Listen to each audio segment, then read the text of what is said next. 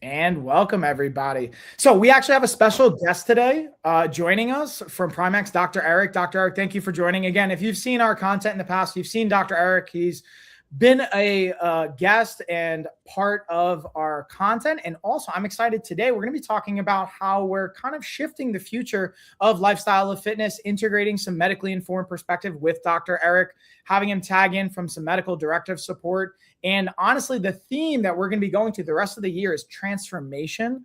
So it's our 15-year anniversary as far as Life of a Fighter in the business. And I'm really excited. I went into that in the last episode, and we're going to be diving into just the transformation theme. And I have some questions that came in that y'all sent in ahead of time that I appreciate. And if you guys are watching live and you want to comment or chat, feel free to do so. Also, if you want to see more of Dr. Eric, not only with what we're doing, you can also see him at Prime X, and I have the website I'm going to put in the comments, and you'll see that in the description below. But that's a long-winded intro for you, Dr. Eric. Thank you for taking the time and joining. Yeah, dude, as always, thanks for having me. You've always, you and I always have good conversations. I'm happy to come on board and hopefully make some laughs and provide some value for listeners and followers, man. So I appreciate it.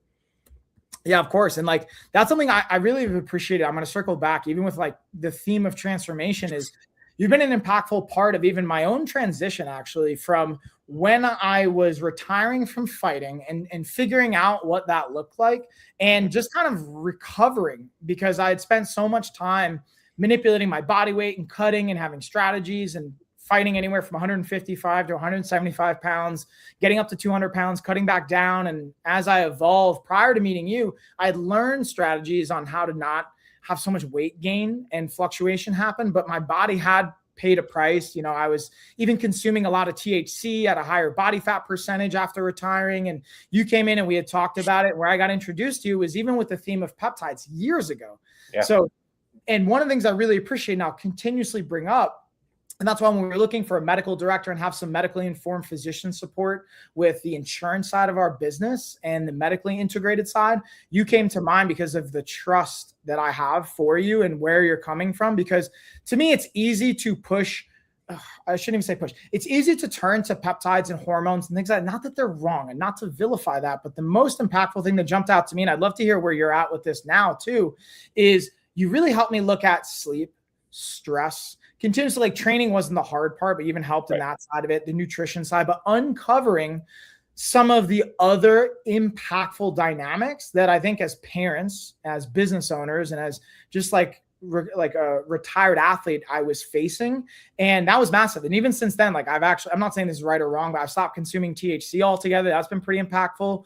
Again, I'm not saying it's wrong for anyone. It's just for me, I noticed that it was enabling certain habits, even transforming my own like beliefs and like exploring spirituality again and different things that just have come up through that time. So I wanted to acknowledge that. And I'd love to like, with that being said, pick your brain, because there's been an interesting time and some topics have come in around peptide questions, around hormones, but we don't have to jump right into that. But I'd love to get your thoughts on when it comes to that, where you tend to see a lot of starting places for people, and maybe even give a little bit of a preface to that where you think it's appropriate, anything you want to like lead into that with. But yeah, I know a lot of people were asking me questions around like, oh, like what peptide's the best for this or what hormones are good for that. And especially now with everything that's going on, I'd love to like pick your brain. I think it's really timely having you on. Oh my gosh. Yeah. I could talk for an hour just about this topic, but like for sure. And to your point, what you mentioned with your story is kind of, it's perfect for what the bigger topic of what you just mentioned, because it fits. So, and I appreciate what you said and what you did, and to your benefit, you're very coachable, right? Like I talked about some things, a lot of people, cause I think that's how it came up about, what about a peptide or what about this? And like, it's kind of drilling down to the basics. And a lot of people would just kind of blow that up. You took it to heart and you're like, holy crap, you're right. And you ran with it and you did it and you did great. So, so kudos to you on that. So, and I see that today. So, and that kind of is a great segue to what we're talking about, because a lot of times, like you said, especially nowadays with our social media crazy society, everybody's looking for that clickbait ad or like, hey, the cool new supplement or the cool new peptide or the cool new this. It's like the hack, the hack this, hack that, get a quick this, quick that. And it's like, that's how they draw you in, right? But it's like, and that's how people come to you, come to me or whatever. But most of the time, kind of like with you, that's the icing on the cake. Or it's actually like what I heard somebody say is like the letters on the icing on the cake. It's like the last thing, like the tip of the pyramid. So the base is always the foundation stuff. And people sometimes are like, oh, it's boring, or like they roll their eyes, but that's why it's there. It's kind of like saving, like when people want to hear about the cool hot new stock, but the base is always, save your money, pay off debt, get insurance. It's like the boring stuff, but that's foundational. That's why it's at the base. The castle holds everything else up. So same thing with us. It's like the foundation is sleep, stress, nutrition, exercise, circadian rhythm alignment, the whole community, spiritual side, gratitude, all that stuff. You have to do that. It's like, and I've had, I do advanced bioidentical hormones, as you know, and like I have guys that come in, I'm like, look, I could have the magic pill, and unless you're doing the basics, it's not going to work. Either it's not going to work at all, or it's going to work at like a fraction of what you could be getting. And I've seen it time and again where guys and women implement it, and they're like, they come into me doing this and like, it's okay, but I'm not really seeing much. And I tweak it up, and they're like, wow, now I know I'm doing the same thing, but I feel so much better. I'm like, yeah, you have to put all the pieces together. It's a big puzzle. So, everybody on social media makes it out like it's this quick, easy thing. And unfortunately, my soapbox thing is always like, I'm always like saying, look, there's a lot of people out there practicing medicine without a license. Let's just put it that way. There's gym bros and trainers and these guys that everybody's like, all of a sudden everybody's talking about peptides. Everybody's a hormone expert, a peptide expert, and interpreting blood work and basically practicing medicine without a license, which they should not be doing. It's like going to like the stewardess, the flight attendant, like telling learn how to fly a plane. Could they? Probably, but would you? I'd rather go to the pilot or draft a legal document, off of ChatGPT. Should you do that? Can you? Maybe, but I'd rather go to the attorney, right? So that's why they do years of training and learning about this. There's a reason for it, right? And people are like, well, you don't learn that in med school. No, but you learn all the basics, the things that lead up to it.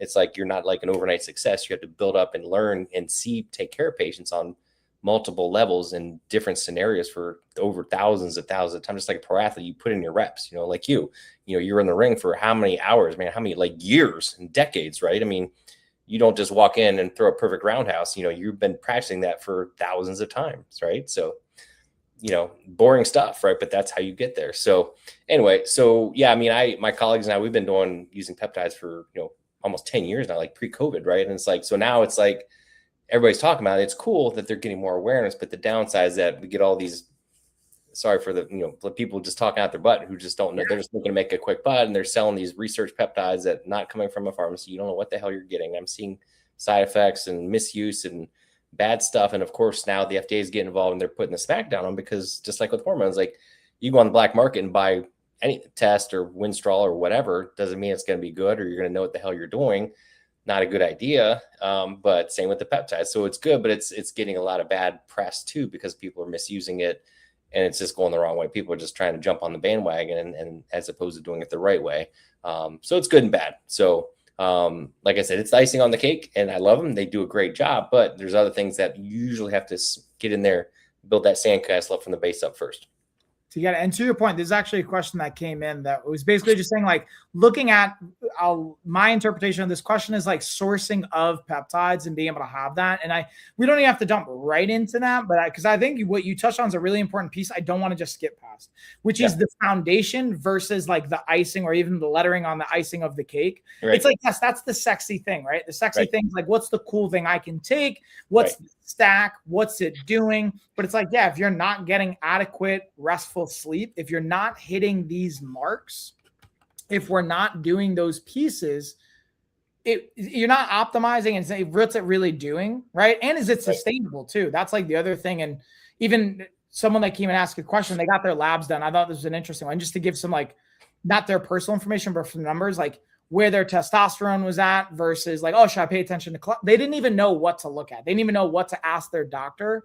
And their doctor was just kind of somewhat brushing things off too. So I wanted to maybe start with the inquiry of like sourcing peptides, and that's as a strategy. And then even figuring out where that comes into play and going through that foundational stack of like, even maybe it's more so backtracking to like when you order labs, what are you looking at, if that makes sense? And like what becomes a priority? Because that was impactful when we first did that, starting reviewing it. It was impactful and helpful to see even like supplementation and nutrition wise, what can I focus on food to help me get certain micronutrients and the value from that and how it serves. Right. Yeah, absolutely. And that's where that all comes in. So for me, it's always about, I ask a lot of passionate questions on the consult, like I did with you. And that's that whole medical decision making. That's the whole medical history. It's like, I learned that in medical school. It's like, 99% of the time you're going to get the answer from the history, not the physical exam, not the blood work, but a smart clinician can figure it out by asking the right questions, as opposed to, yo, bro, what's your stack? Here's what's the cookie cutter protocol. Let's just give you this and get you going. Like, no, it just doesn't work that way. So you ask the right questions, you can figure out the right tool for the job. So the questions are everything, and your symptoms are everything. Even when it comes to like testosterone hormone optimization, everybody wants to know their blood work. The guys are like, what's my level? What's my level? It's like, that's really not the most important thing. That's actually lower down on the totem pole. There's a whole bunch of questions I ask and other symptoms. And then to your point, looking at what else are you doing? Look at your stress, whether supplements are you taking, whether medications are you taking, prescription medications, there's interactions, all these other things. So it's really more important about how you feel. Again, it comes down to the patient, in my client, what are they feeling? What kinds are they having signs of symptoms of a benefit from a hormone or peptide? Are they having side effects? Or are they having something adverse happen that I need to address? Then I bring in the lab work, and I will order the blood work based on what they're coming to me for, and based on their symptoms, right? If they're coming to me for fatigue and lack of energy versus weight gain versus lack of sex drive, or some combination thereof, that could be a multitude of tests, right? I have to, again, most of them I'm going to figure out from asking my questions, but I tailor the lab work to their symptoms and to what we're trying to accomplish. As like one of the first things I ask you, what are your goals? What do you really want to accomplish? Then I'll go down my list. Yep. And then you find the right tools for the job and the right tests to do. It's not just a shotgun approach of testing everything and throwing everything out. That doesn't work.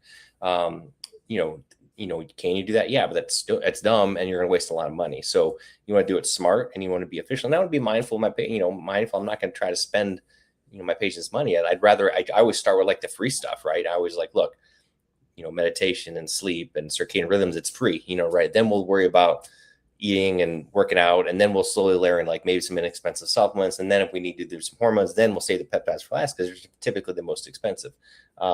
So blood work does come in, absolutely. Not only initially, but as we're following them along, because we want to monitor for any side effects or any adverse reactions. And there's a lot of things, and peptides and hormones, medication that can affect a lot of things in your body. So you have to look for those things, and some of them can be potentially dangerous. So you have to watch for that.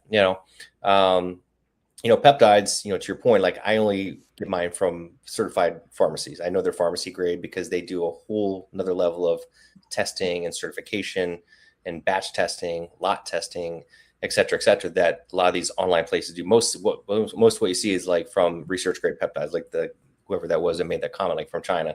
And yeah, a lot of people, even pharmacies, may get some stuff from China, right? But then they do the testing and all the certification, et cetera.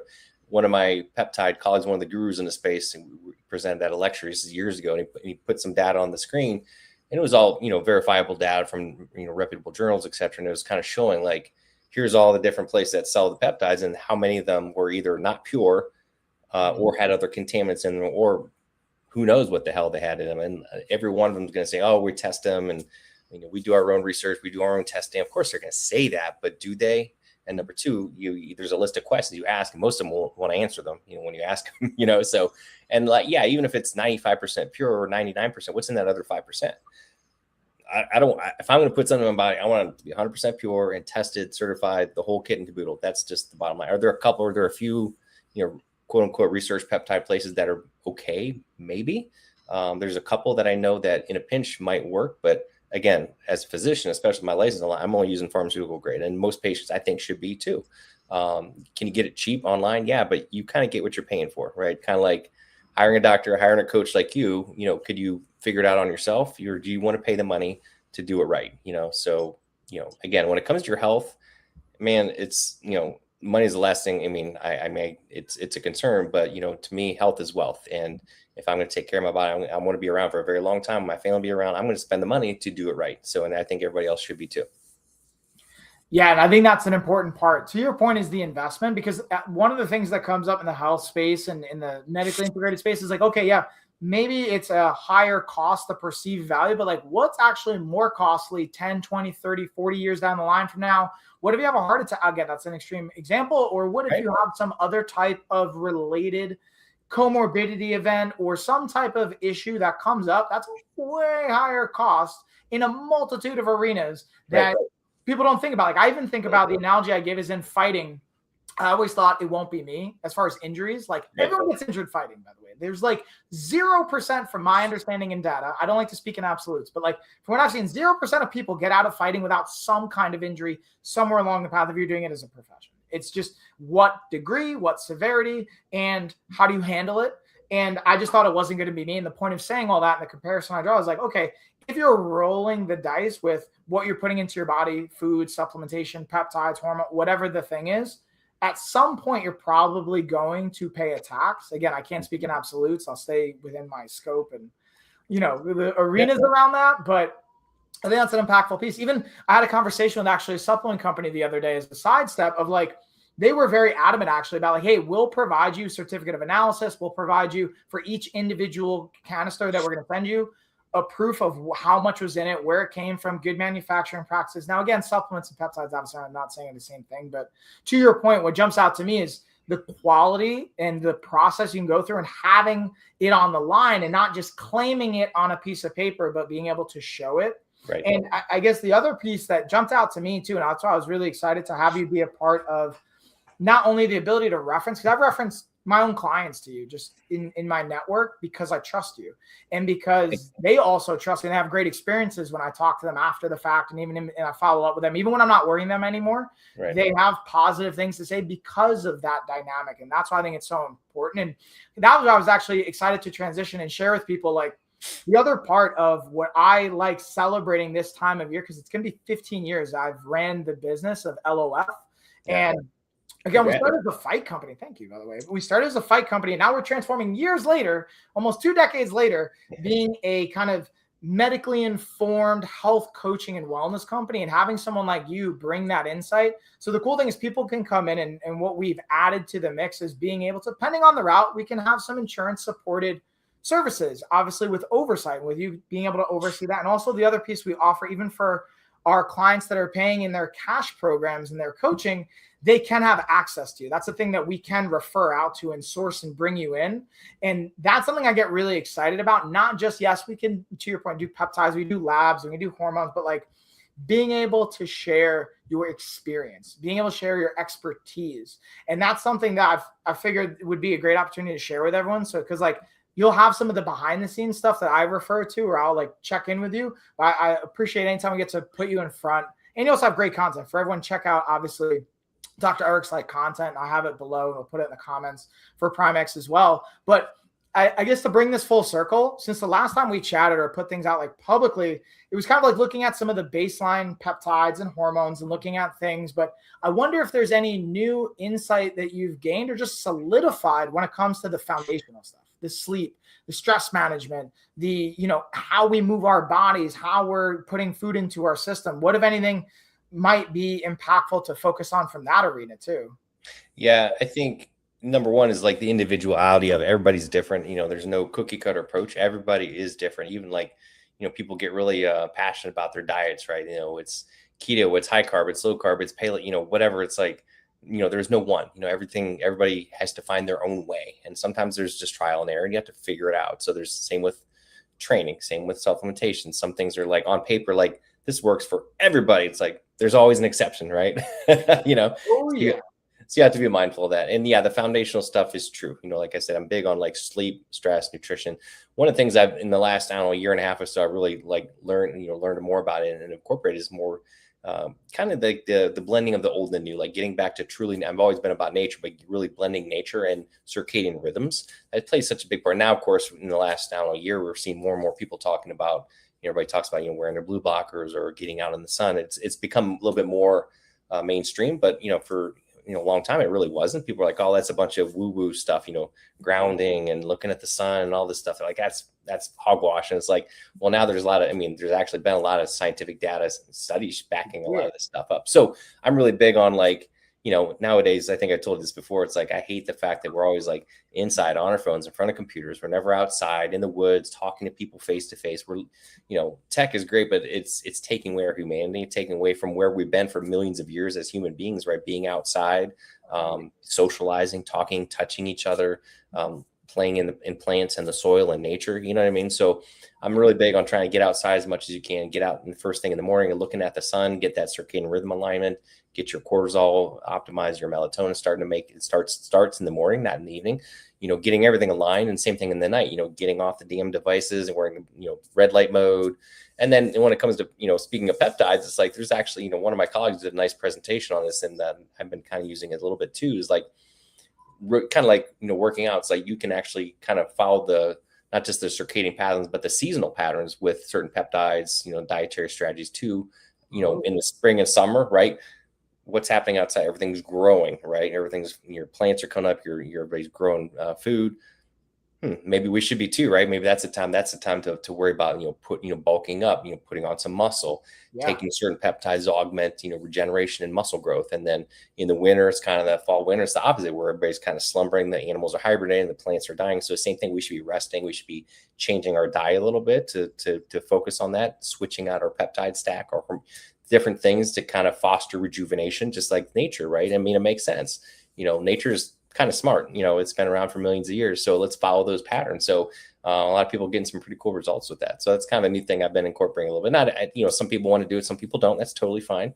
And there's some stuff that's foundational, right? Like when a woman's in menopause, a guy, andropause, they're going to be on hormone therapy pretty much all year round. You can't really rotate that, nor should you. There's really no need to.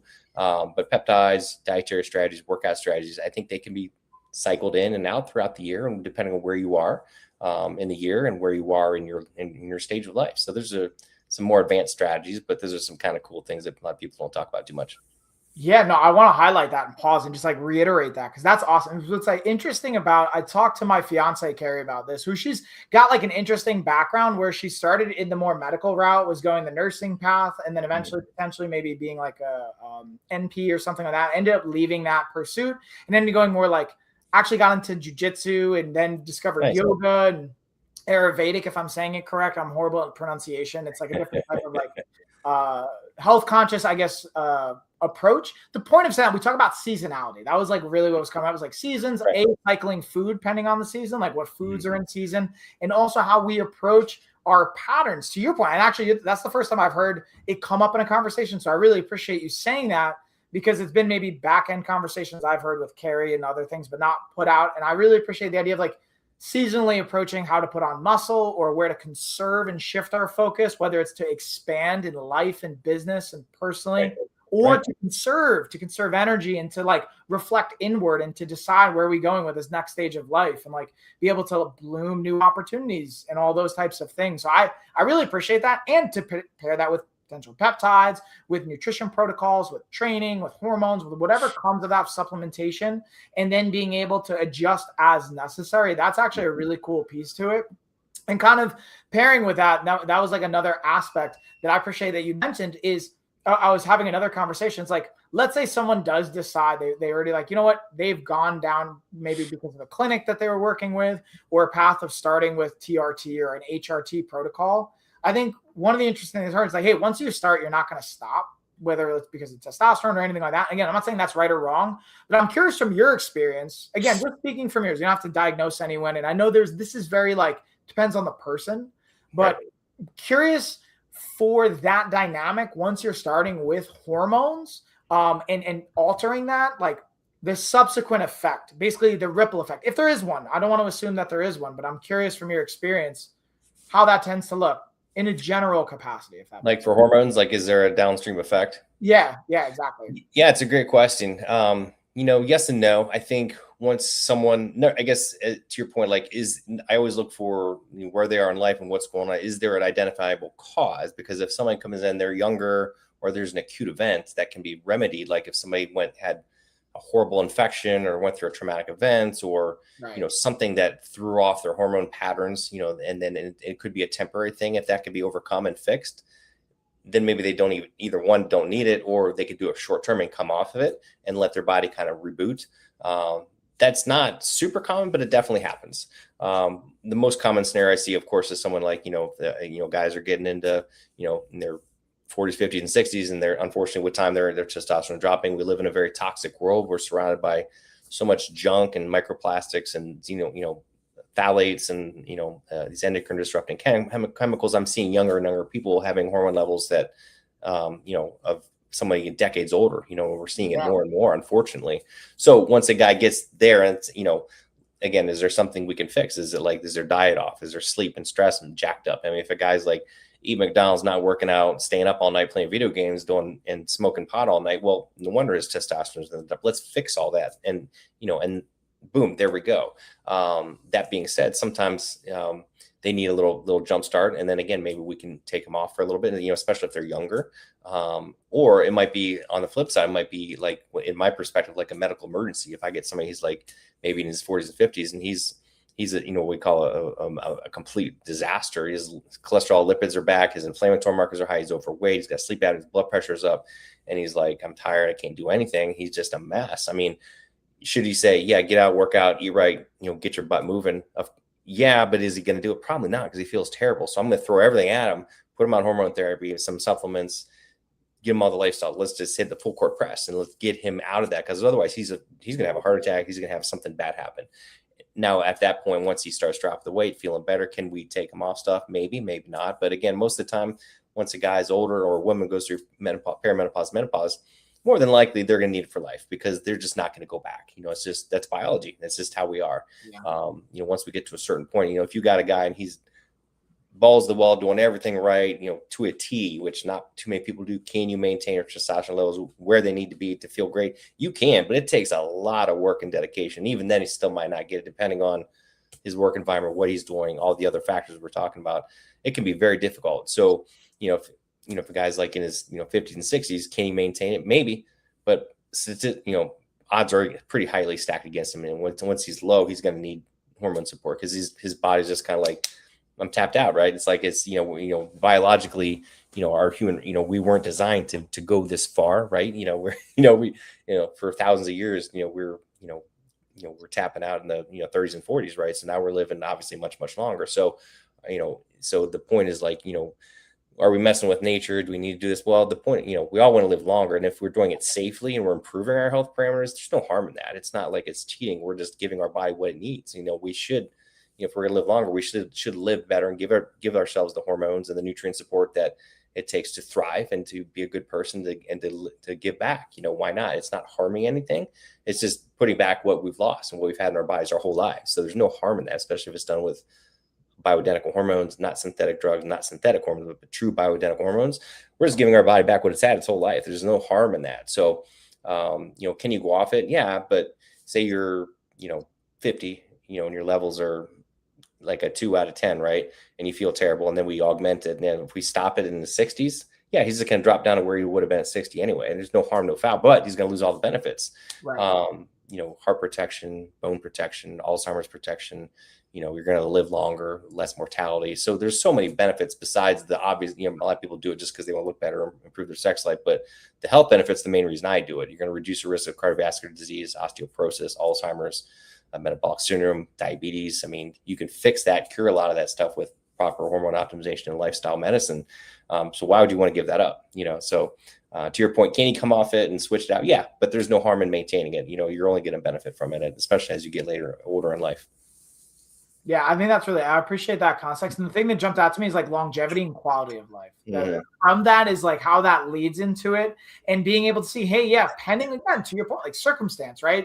Each individual, each circumstance, what are we adjusting? I found very impactful from the suggestions that and the insight that we got from like cleaning up my nutrition, not being up till 2 a.m. Surprise, getting more sleep, and maybe not consuming THC all the time. And like when I say all the time, like I was using it consistently in the evening time as an unwind tool, but how is it affecting my sleep? Also affecting my eating habits, my body composition because of it. And doing some of those things, I see a drastic effect. And one of the things I actually wanted to share and get your thoughts on as a complete side note is we actually took all the TVs out of our house. Like literally this week, I made that decision. Wow, nice. Obviously, I still have my computer and I have my phone, but we took the TVs out of the house. Now we moved to a nice like luxury apartment complex. We have a clubhouse and they have TVs there. So if we want to have a movie night, we want to do something, we can do that and we can go out to the movies. But we're experimenting over the summer for all of our girls to not have TVs. And our 3 older ones are going to go to their co-parents, like our significant others, like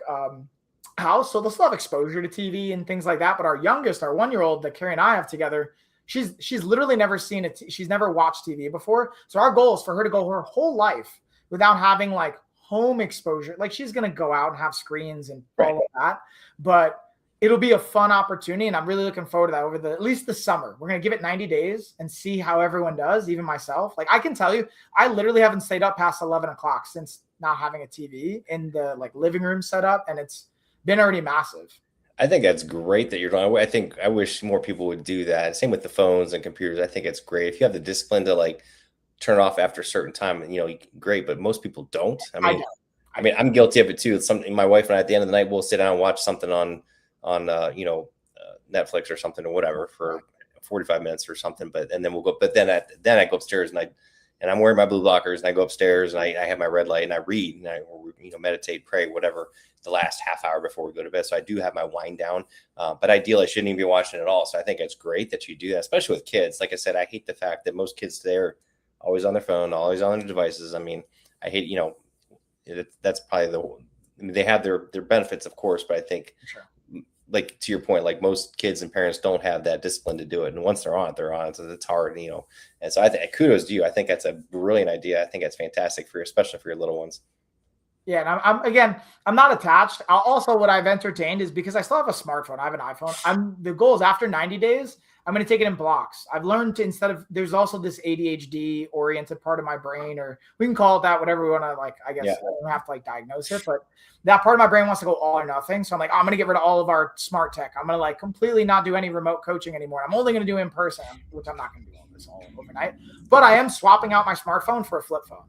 That's awesome. Like I'm going to make phone calls. I can still do T9 texting. Do you remember that? Like like you have to type in the number 3 times to hit the letter or whatever it is. And then I'll keep my smartphone to connect to Wi-Fi if I need to do like live streams or whatever. But that's it. So it's going to be 3 months from now. We're going to keep the TVs out. Then we're going to downgrade to a flip phone. Mostly because, to your point, I think it's really impressive to have the discipline to watch TV for 45 minutes or a period of time and then cut it off. Some days I can do that, but I've noticed a lot of the times I'm like, I would go through these like cycles, these dopamine cycles of where I pair it. I also have a strong association to like downtime with TV and then sugary foods. So I'm like hitting dopamine, especially late at night. That doesn't really serve. And then I found even already, like I'm playing guitar more, I'm reading the Bible and like journaling. And I'm not telling anyone they need to do any of these things, but I found it really impactful for me. Because I'm even reestablishing my own relationship. I'm like, yeah, I haven't read the Bible in like 20 years. So like, I want to reestablish that relationship, see what comes of that. Reconnect to my own spirituality in that sense. Absolutely. Yeah, that's part of my morning routine too. I'll journal and I'll read the Bible for 15 minutes, 20 minutes in the morning. I'll meditate. I'll do my morning routine. I'll read. I'll journal. I'll read the Bible. I'll do my a little bit of gentle movement. Then I'll go for a walk, and then I have this whole kind of morning routine. But to your point, yeah, I think that's huge, especially in the morning to kind of not turn that phone on. You hear that all the time. You shouldn't turn your phone on in the first hour of your day. Don't. Same thing at the end of the day, and I was reading in a book, what's the name of it? I'm totally blanking. I just got another book, but anyway, it's all about, the compiler Ikigai, about accomplishing Japanese wisdom, Kaizen, Ikigai, and all these habits. And they have a ton of great little tips in there. And, it's kind of like the Pomodoro technique. It's kind of like if you are going to scroll or do something, put a timer on, 5 minutes, or something. If you can't do it yourself, because you'll get sucked down that hole, and just do it. Give yourself 2 minutes or whatever, 1 minute, whatever you want to do. Same with the TV. Like, okay, I'm set the timer if you can't discipline yourself, because otherwise you'll get sucked down that hole, And then, with your habits, like you said, I think once you, just as with everything, once you do it, you link it to something positive, right? Like when I come down in the morning, I'm going to get my glass of water, whatever, to hydrate. And as soon as I do that, I'm going to read the Bible. Or as soon as I brush my teeth, I'm going to practice this, or I'm going to go say some gratitude, link them together. And then after you do it for a while, it is true. What is they say? There's different things. Some people say 30 days, some people say 20 days, some people say 60 days to establish a new habit or whatever, but it's different for everybody, I think. But once you do it, then when you not do it, you feel weird, because like I'll have days where I'm running behind. I don't read my Bible or I don't meditate on it. I'm like, I feel weird. I'm like, something's off, I hate that, So it gets easier the longer you do it, I think.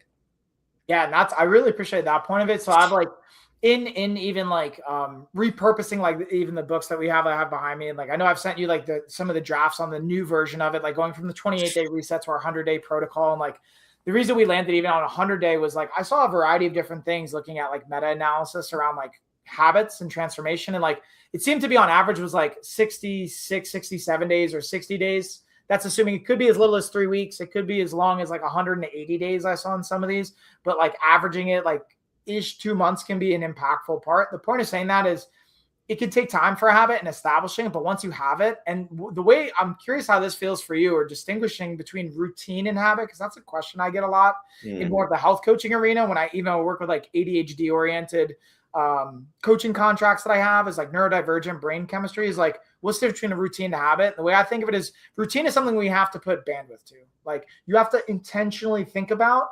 And habit is something that's like almost unconscious. Like I make coffee in the morning and we walk to our clubhouse. That's like, it's a way to get outside. They have a nice coffee maker. So I like to get all the kids together. We go over, we go by the gym.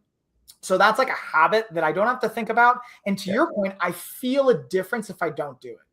And the routine right now, I'll be honest, is like my playing the guitar, reading the Bible, the journal and the planner. Actually, that's a habit, but I've added in the Bible part and playing a guitar in the morning, but that's still routine for me. I have to think about it, but eventually the goal is to make it a habit. And I'm curious, I don't know, from your experience, even like it's kind of nuanced, maybe thinking the difference between routine and habit, but I think that's kind of a fun way to like separate them. And I think that's very insightful. I've actually never thought about that, but you're right. There's a slight difference, but I think to your point, after a while, your routines become your habits, if you do them enough, if you're pretty consistent, if it's like, compared to like, I'm going to lift 3 days a week, that's a routine, but does it kind of become a habit? Maybe, but you do have to think about it, right? So you got to say, okay, I'm going to go work out. But the other stuff, like you said, making coffee, brushing your teeth, praying, doing, that just becomes a habit, like you said, and sometimes you do still have to think about it, but I've gotten to that point. Like I call it my morning routine, but it's almost a habit now because I do this almost the same thing every morning. So it's like, I just like you said, like make cause you're on autopilot. I could like close my eyes, just, I'm going to go to this room and I'm going to do this. I'm going to go to this room and do that. Now I'm going to go outside and, it's just like, boom, it's like almost like you're sleepwalking, but that's a good thing. That's what you want. Because the less you think, it takes that brain power, right? Kind of like, everybody talk about like, fatigue, decision fatigue, they call it, right? It's like Steve Jobs always wore the black turtleneck, right? It's just one less thing to think about, eating the same thing every day, doing the same work, whatever it is, it's like, we have enough to think about. Let's take out the routine stuff, Yeah. A word that jumps out to me is bandwidth. I think about like, cause people will say, hey, I don't have time.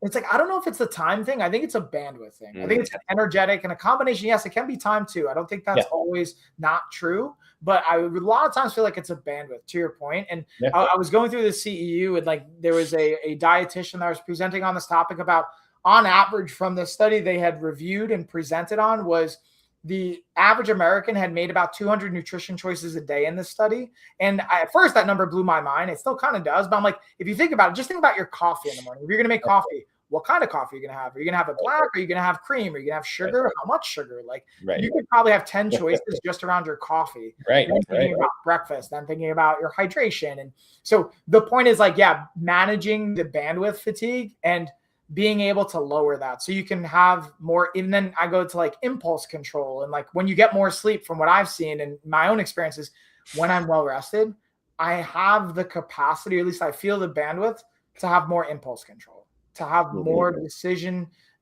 discipline around certain things that shows over time. So, I think, going back to my, that's a great point. And again, very insightful on your part to recognize that. And I love that bandwidth part. I'm gonna start using that. So, because it's true, I think you're right. Everybody has time, but the bandwidth, so, kind of going back to my thing about nature and the old, I love reading the old stuff. And like, I love to read like Stoic philosophy. I'm big on that. And like some of the Orient, I've always like enjoyed martial arts, and I like reading like Ikigai and Kaizen and all these different things. But I love the Stoics, and I love reading about ancient history because they were so smart back then. Even like read Ben Franklin, back in the Greeks and the Romans, even in our Revolutionary War times. I mean, look at their writing, how they wrote and they communicated. They were so eloquent, and they were so incredibly intelligent in how they wrote compared to like today, where it's like, TBH, we can't even put a whole sentence. It's like texting, it's like we've lost a lot of that despite how advanced we are. I think we've gone backwards in terms of how we think. So sometimes I think it's important to kind of just build that bandwidth, to your point, and just slow down, get outside, get in nature. Like you said about the TV, I like to like have on a Sunday, just that's my day in the woods. I go hike in the woods for an hour, just get out in nature and try not to be on my device or do any kind of work at all, as much as possible. Try to just read, not do anything electronic, take that break once a week, and really get back to nature. And I think, people talk about meditation or just sitting in quiet.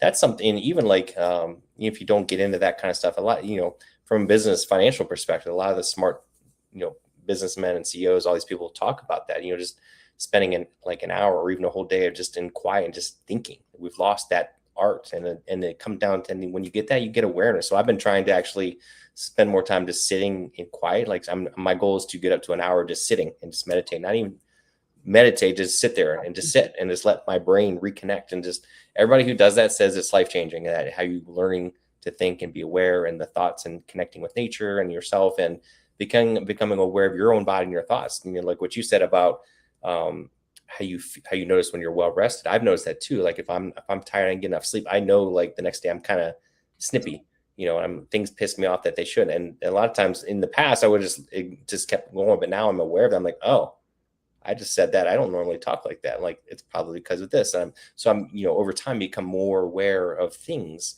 And that's how you improve. That's how you better yourself, and you better the people around you by becoming aware and becoming more self-aware, and we've lost that art. And I think it's something we can all do, and that'll help us on many levels, physically, mentally, emotionally, and as a person.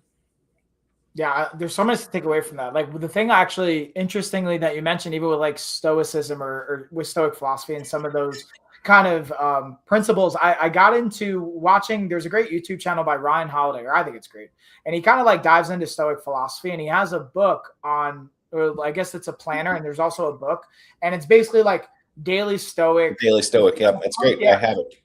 Yeah, so, and I actually that's why. So I pair that with, I'll do like Bible. I have my planner. I actually made my own planner. I'm experimenting with. It's not nice. Like totally dialed in yet, but it's basically like, all right, what are the 3 things I'm going to accomplish today? Like, I know that doesn't sound like a lot, but I'm telling you guys out there, for those of you watching, if you have 3 very clear, intentional, action-oriented items and you can hit those marks, it will compound over time. And I take it in 100-day blocks. And the cool part I've learned to like tweak, I actually pulled from another kind of planner, was gamifying it by assigning points to tasks. And not everyone needs to do this, but I just find I like it from the competitive and sports side of my brain. Yeah. So the goal is to get 21 points a day, and there's a certain amount of points assigned to different tasks. And like, nice. So there's 3 main tasks. They're worth 4 points each. Then it's like scheduled items and like self-care stuff. And if you add it up, you can maybe get 32 points in a day if you do everything perfect. No one's going to be perfect, and not all the time, at least. Nice. So I like that. The idea is like, cool. If you get 21 points and you do that 7 days a week, the goal is to get 141 points in a week. You had an outstanding week. And I was like, what if I had an outstanding week every week for a year? What would happen? I did that over the last year, and I've seen massive impact. Now I'm like, okay, the goal is to have an outstanding week every week for ever, as long as I can. But I'm saying that I pair that with the daily Stoic journal prompts, and I really enjoy the AM and PM reflections and the weekly themes of like, I think this week where I'm at, I started it not according to their calendar. So he's like, you're supposed to start at January 1st, and they have prompts each day and week. I started in my own calendar, so I changed the dates. But like this week's like no haters, or like, the idea of haters and what to do with that, not allocate bandwidth to it. And again, freeing up bandwidth. So anyways, that's a bit of a rant, but I just like really get excited to see that piece, because this is what I think so interesting. Like, notice what we're talking about. Like, and again, you are like an elite level, like professional in healthcare and physician. And maybe you won't say this, I'll say this for you, because my experience of you and what I know you do and what you're capable of. And yeah, we could talk about all the nuanced details of peptides, and that's great. We can talk about all the nuanced aspects of hormones and receptors and uptake, and that's great too. But look at some of the foundational stuff we're really talking about and what is consistent there. So I'm almost like tempted to like pause it there, because A, we could keep going. Not that I don't want to, but B, I'd love to, we'll have to have you come back on. And the idea of this is what leads to transformation. And I just want to also be respectful of your time too. And like, no, I appreciate that. And to your point, I read the Daily Stoic every day too. That's on my nightstand. So I have like a couple books where you just read 1 page a day, and it's like in that book Ikigai, it's like a little bit of changes. And like Robin Sharma is another author I really like. It's like little things done daily add up to big things. So everybody's like, oh, I can't do it. I'll just read 1 page of a book a day. Meditate for 1 minute, walk for 1, exercise for 5 minutes, whatever. And then slowly you build it up over time to like you said, 3 things, or just start with 1 thing I want to do today. Just start small. And people are probably like, yeah, I want the this, like you said, the peptide, this, that's great. And that's kind of how we all start. It's like, I'm, really want people, get into like, kind of like working out or training. It's like, let's just get the routine in. Let's start lifting weights. Okay, now we're going to work on eating, and then we're going to work on hormones, and then we're going to do peptides. And over time, we all evolve, especially as we get older, we evolve. That's kind of where I'm more on the spiritual, mental. How can I evolve my brain, my awareness, my spirituality, connecting with nature? And that's I'm getting more and more into my going to the past, looking at and getting into my spirituality side and trying to meditate more and learning how I can be a better person, how I can give back and really evolve my thinking. Like, it's like we all start out like, okay, like I'm going to work on throwing, I just want to throw a jab. Right. Okay. Yeah. Now I'm going to do a jab and a cross, and eventually everybody's like, I just want to do this, the roundhouse kick or the spin kick but no, start here. And how do I do all these combinations, and how do they move so fast? It's like, start small, start with the basics and work your way. Same here. It's like, let's move more. Let's eat better. Let's optimize our hormones. Then we throw in the peptides, and then we take it to the next level. We do rotating, so it's all about building things up. It's all about evolution, and it takes time. We're in Americans, we all, everybody wants things yesterday, right? But we have to slow things down, build it up. And over time, that's how you do it the smart way, to your point. So I think it's all about evolution and transformation, as you said. So everybody's listening is like, yeah, but what about this? And like, we can talk about that. And I'm happy to come back and talk about more specifics. But as with everything, again, if you're going to do it right, slow it down, start with the basics and build it up. And it doesn't have to be all at once. You're like, oh my gosh, now these guys are telling me I gotta sleep, I gotta do this diet, and I gotta do this routine, and then I gotta do this, and then I can take these medications. Like, we could do it different ways and different patterns, but we'll get there. But it's not as daunting as it sounds. It's actually pretty darn easy, so. Yeah, and I what you just said, I think, is actually really important that I do want to highlight for everyone from a takeaway. Because I always like to wrap things up with one thing to take away. If there's one thing we can focus on, and it would be literally pick one thing. Pick one action-oriented item you can do today. Like, one of the things I think, and I'm just going to pull from what you literally just said, is finding something like, focus on the first 3 to 5 minutes of whatever the thing is. Focus on that first access point. If it's like, literally for me, if I'm not going to use my planner, at least have my planner out somewhere in the morning where I can see it. And I just open it, even if I'm not going to do it. Or I love what you said, by the way, especially I'm finding with not having TVs, is like literally sitting in silence can be uncomfortable for me because I'm so conditioned at a certain stage, have dopamine and those stimulations. But like, I'm sitting more in silence and being like, hey, what am I going to receive? What messages am I going to get, either from my internal brain, or if you want to call it connecting to God, or whatever thing you want to explore that as. Like, I think there's an interesting path to that. And that doesn't mean start with an hour of sitting in silence. Maybe you sit in 1 minute without looking at your phone, to your point. So that's the one invite actionably that I would put for everyone, is pick any arena, whether it's your exercise, whether it's nutrition, if it's your sleep, pick it and start with 1 minute and then stack from there.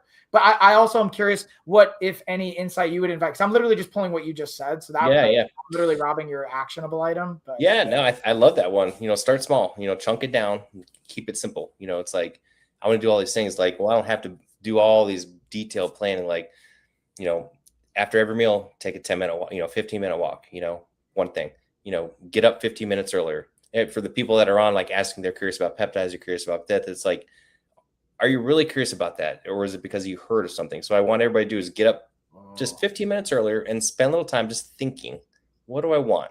Just what do I want in my life? Do I really want that peptide? Do I really want that hormone? Do I really want that diet? Because why? Why do I want that? Oh, well, I guess I just heard about it. Or is it something like, I want to get in shape, I want to lose weight. Well, why? Well, I got that wedding coming up in 6 months. I want to get whatever. I want to be around for my kids, and really spend time with yourself. Just 15 minutes. Really think about what you want. What are your goals, and why do you want that? Because this is with everything, it's the why that's important. And you may think that, you know what, I don't want that cool new injectable peptide. I want this, or I do want it, but here's why I want it. And now I'm going to go down this road. So really think about, what do you really want and why? So I want everybody to get up 15 minutes early today. All these people like, well, I can't eat, I can't work, because I don't have time. We all have time. So what are you doing with that time? Robin Sharma, in his book, The 5 a.m. Club, he's like, get up an hour earlier, like 5 a.m., right? And you have plenty of time to get your morning routine, but just start with 15 minutes and write down, just spend 10 minutes thinking, and then the last 5 minutes writing down, what do you want and why? And then come back, and on our next call, everybody can type in their questions of what they came up with. Yeah, I love that. That's totally something I'm going to invite for everyone as I continuously get questions. I think that's a great action list. So we'll leave it at that. Again, thank you, Dr. Eric, by the way. And also just to like call out how awesome you are and behind the scenes. Like I even hit Dr. Eric up like an hour before we had scheduled. Like, I think I'm going to have to like pivot my kid, like chaos with the bedtime routine and all that. And, like I can literally also hear the kids in the other room. So like my office is right next to the girls' bedroom. Our other daughter's asleep in the other bedroom, and I can hear them like in there, like getting a little rowdy for like Carrie. So I'm like, all right, I'm gonna go take it. But I just wanted to like applaud that. But the point of saying that too is like we're parents, we get it, and then like meaning it doesn't have to be perfect. So I applaud. No, it's kind of like everybody's like gonna roll their eyes again because I keep talking about, it, but like the Stoic philosophy is like things just are. Things aren't good or bad. Things happen. It's how you interpret it and how you respond to it. Take out your emotions. Take out your judgment. Like, oh, the car just crashed, or the kid's crying, or whatever. Well, it just is. It's not good or bad. It's just how you interpret it, and then what do you do about it? What can you control? What can you not control? Worry about the things you can control. Your life will get a lot less stressful. That takes practice. It takes a lot of practice. Trust me. Yes, but we get to get those reps, right? There's opportunities every day. So there's opportunity every day. Reps. Yeah. Thank you so much for your compliments and your kind words. I appreciate it. You're always great. You're always a gracious host, and I'm happy to come on anytime. And anybody has questions, and please hit me up. I'm always available and answer any questions about anything medically related or anything for that matter. So just let me know. Yeah. Again, thank you, Doctor. Again, below we have not only Dr. Eric's website you can check out, we're going to have continuous opportunities integrated in our coaching where you'll be able to consult with him if you want to. And we'll have him back on again. Check out his content and have a happy 4th of July, everybody. For 250 years and celebrate. Yeah, I figured this was perfect timing. All right, take care, y'all.